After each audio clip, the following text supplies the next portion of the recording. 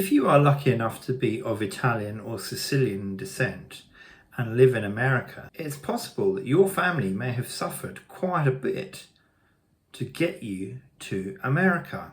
In part 1 of this series, I covered the number of reasons which was forcing Italians and Sicilians to leave their home, and the majority of them landed in America. How hard was the immigration process?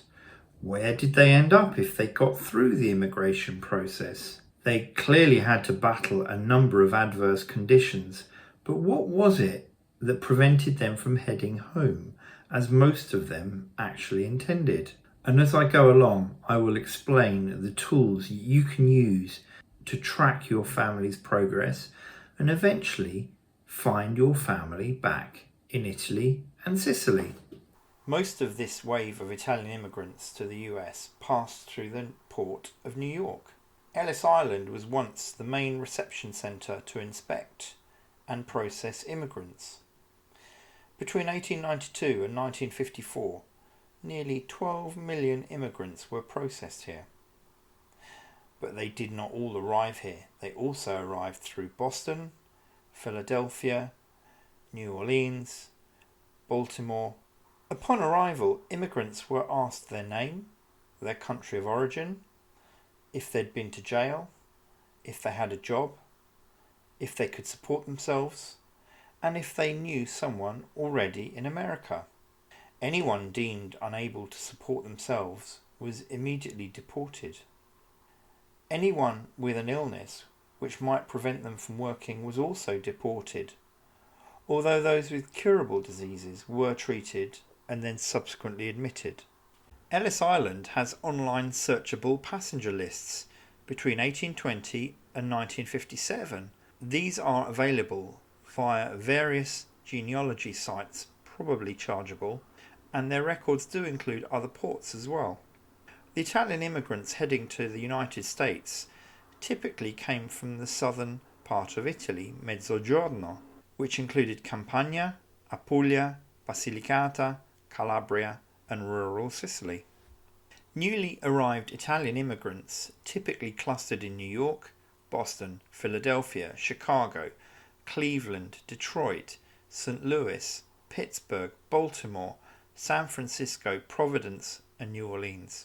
Sicilians from one particular area often congregated together in the same destinations abroad.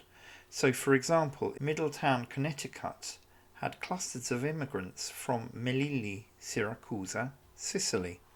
The recruiters, also known as the Padroni, abused their roles, forcing a migration law to be passed in the Kingdom of Italy in 1888, and this brought emigration agencies under state control.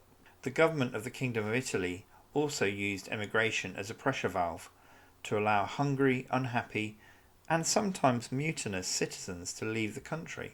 By 1901, the General Commissariat of Emigration in Italy had mixed success.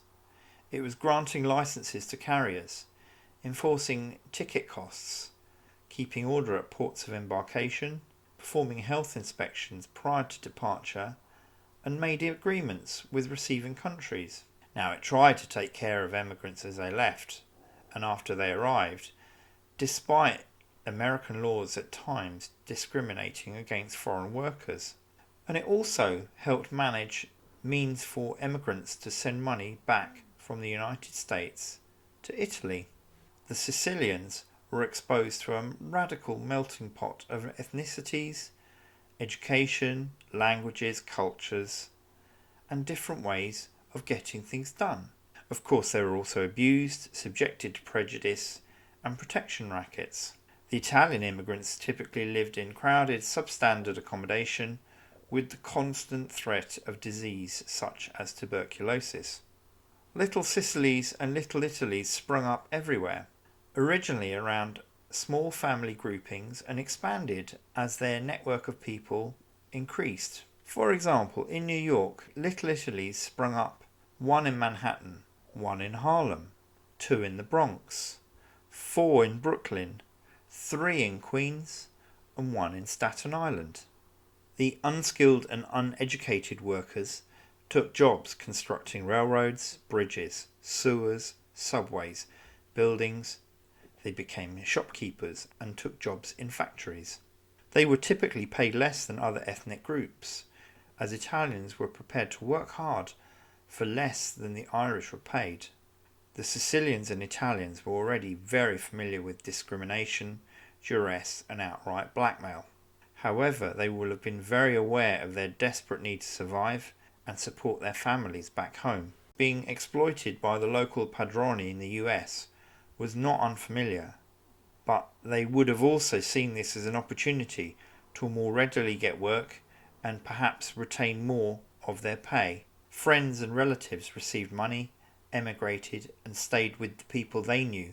This wave of immigrants had the genuine intention to work in America for a few years and then return home. Sister Frances Xavier Cabrini, patron saint of immigrants, arrived in an effort to help the plight of desperate Italian immigrants in New York and Chicago. Any women were typically seamstresses. The New York Times reported in May 1896, "They are labourers, toilers in all grades of manual work. They are artisans, they are junkmen, and here too dwell the ragpickers. There is a monster colony of Italians who might be termed the commercial or shopkeeping community of the Latins. Here are all sorts of stores, pensions, groceries, fruit emporiums, tailors, shoemakers, wine merchants, importers, musical instrument makers. There are notaries, lawyers, doctors, apothecaries, undertakers. There are more bankers among the Italians than any other foreigners except the Germans in this city." The immigrant workers were soon invited beyond the East Coast to Florida and California. The levels of violence and exploitation remained high, but the Italians from Roseto Valfotore in Italy established settlements in Roseto, Pennsylvania, in order to work the slate quarries. Tontitown, Arkansas, was founded by Italian settlers from northern Italy. This town was named after the Italian explorer Henri de Tonti. Valdese, North Carolina, was settled by Italians from Piedmont, Italy. Of course, this large-scale immigration was also a giant opportunity for criminal groups.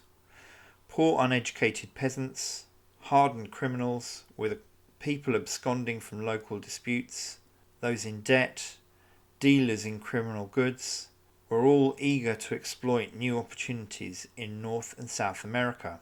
Palermo became a focus. It was a port for a number of agricultural products, wine, sulphur, as well as emigration. A New York Times article in 1895, of the 500,000 Italians that are in the United States, about 100,000 live in the city, and including those who live in Brooklyn, Jersey City and other suburbs, the total number in the vicinity is estimated about 160,000. After learning our ways, they become good, industrious citizens.